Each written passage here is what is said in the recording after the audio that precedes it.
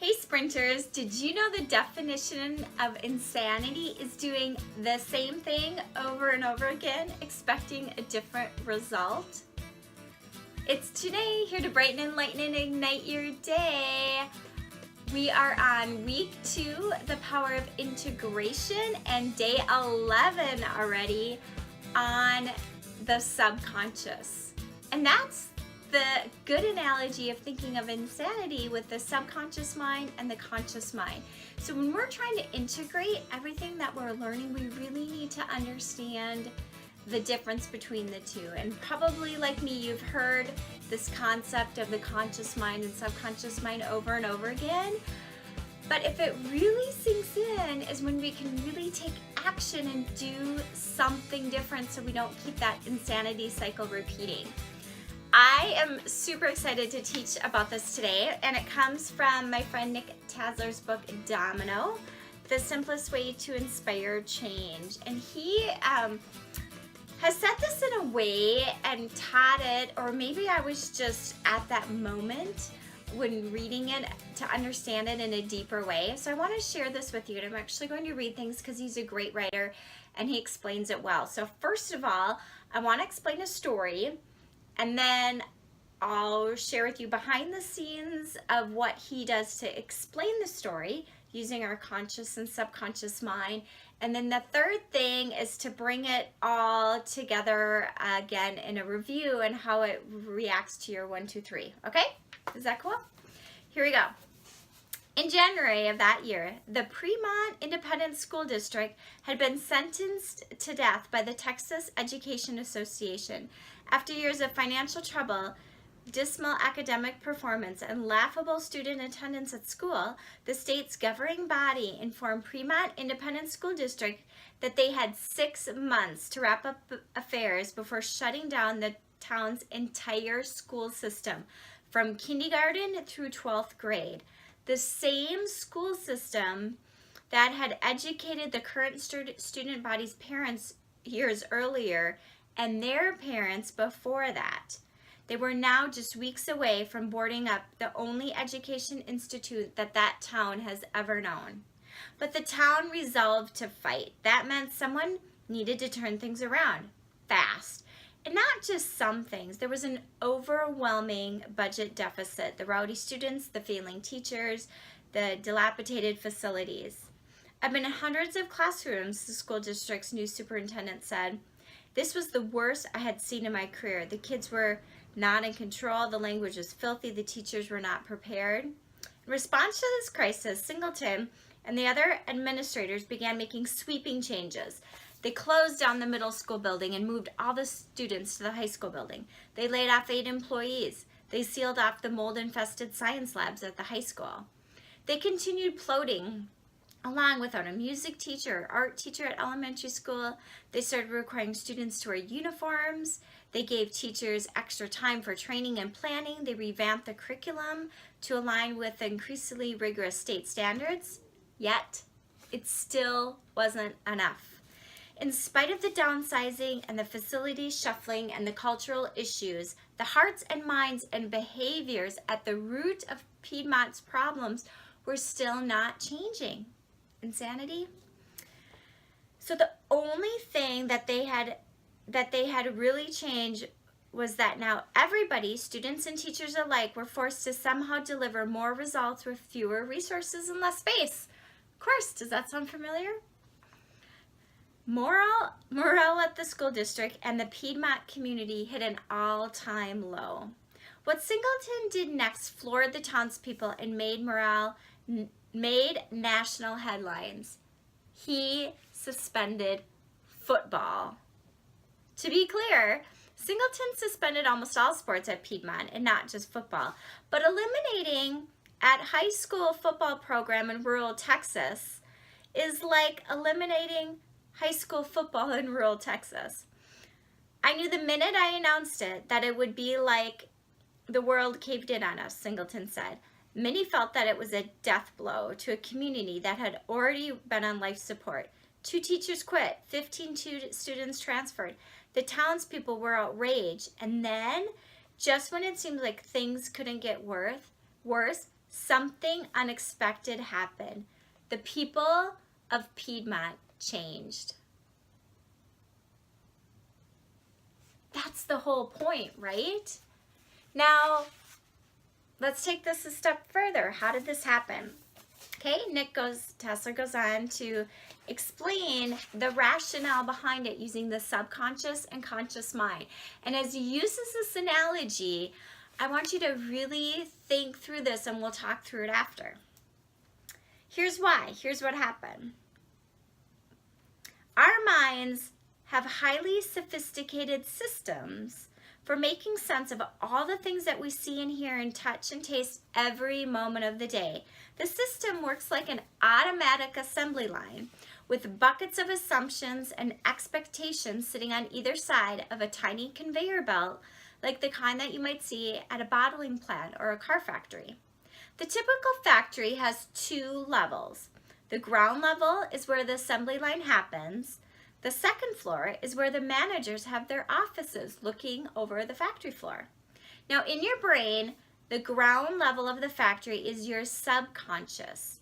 And the second floors, the higher level floors, are the higher order of reasoning, which is your conscious mind.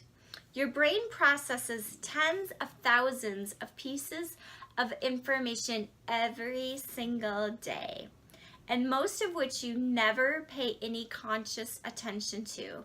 And it usually happens flawlessly until the manager, your conscious brain, sits upstairs shuffling paperwork and pondering the mysteries of the universe.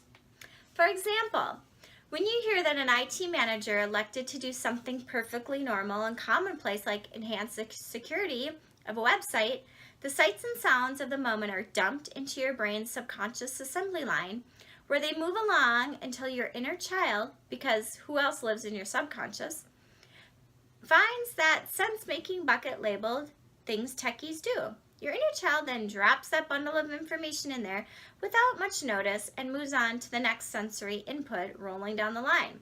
When you hear that a corporate manager has dealt with troubling management techniques, that bundle of information fits nicely into your Management 101 bucket and requires no further attention. Easy peasy.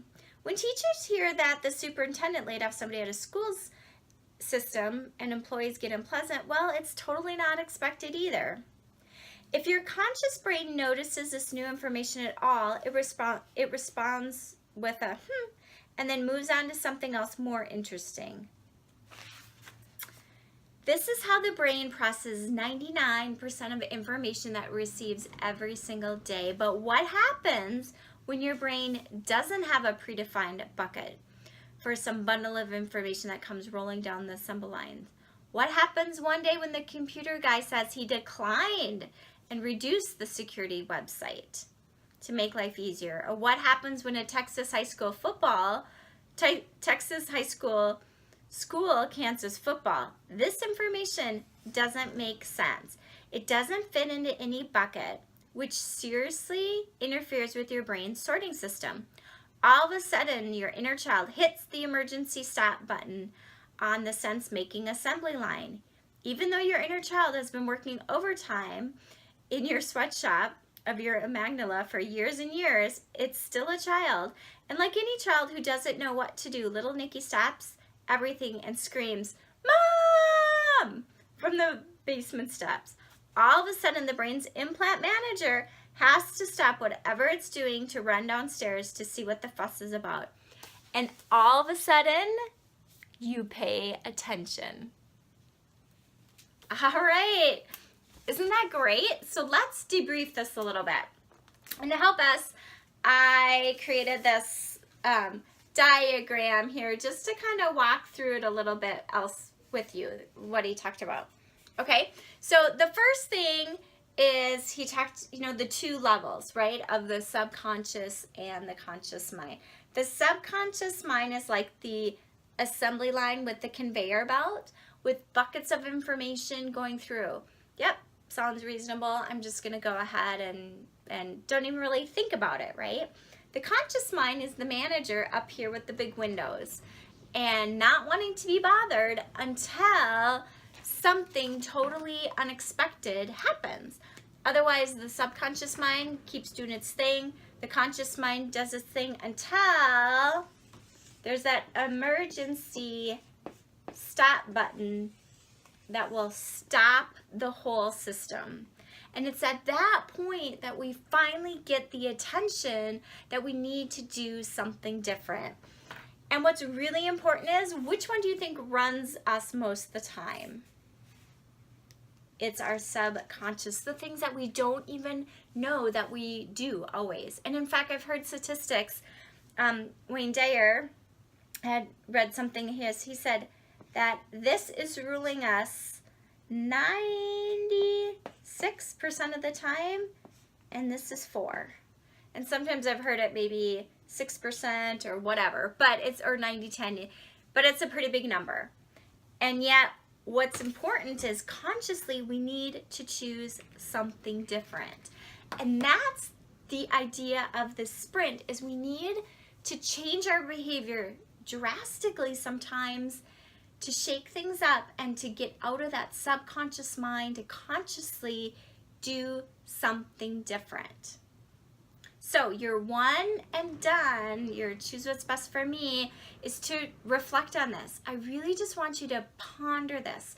Not in a way like subconsciously, I already get it, but really, really think of this. Because when I read it in his book, Domino, and I'll list the resource for you as well, I was like, wow, okay. And his whole point on change management, it's not all these big things we need to do. Sometimes to change, we got to shake it up. You got to take away the one sport that matters most to a small town, because that doesn't make sense, right? If you're going to close down a school, why do that? So sometimes we have to just do things differently. So your one and done is reflect on this. Your two, good for you. I want you to go ahead and write these out. I want you to write out, what are some of those conscious choices that you are really making? And what are some of the subconscious choices that you don't even think about that you do? Very simple, from, you can think about morning routines, how you maybe do emails, or how you eat, or how you interact with people. There's a lot of the conscious and subconscious choices. So just take some time to write it out. Your 3 is key. This is one where I would challenge you, is to take one thing that you think is your one thing that could be related to your goal and totally hit that stop button and drastically do something different. So let me give you 2 quick examples. When I had my sabbatical time, one of the things I knew I needed to just do something different, and so I changed office spaces. And because my office is at home, I changed spaces with my boys and we moved rooms. And I had to downsize because for whatever reason when we set up the office, I had the biggest space. And so completely had to go through everything, get rid of, change, this won't fit, this no longer fits who I want to be. That was a drastic change. The other drastic change that I did this fall, when I said, all right, I'm going for it and I really need to focus on the marketing piece and getting out there, is when I challenged myself to get in front like I'm doing now and do some marketing and videos. And so I went from literally doing 0 and getting in front of people, and between my 40 days of giving, where I did 40 days of video, my giving challenge, and then I started The Gist, where I'm doing weekly videos on books and the information and transformation on those. And then with this 45-day sprint, I believe I will be close to doing 100 videos in a quarter, which is pretty drastic and a great way to say, boom, okay, I need to drastically change my behavior so that I can stop subconsciously going through life, the insanity, to get a different result, to consciously choose a different result. You got this, and I know that consciously there will be an amazing change that you will make that will make a big difference. From my heart to yours, be love.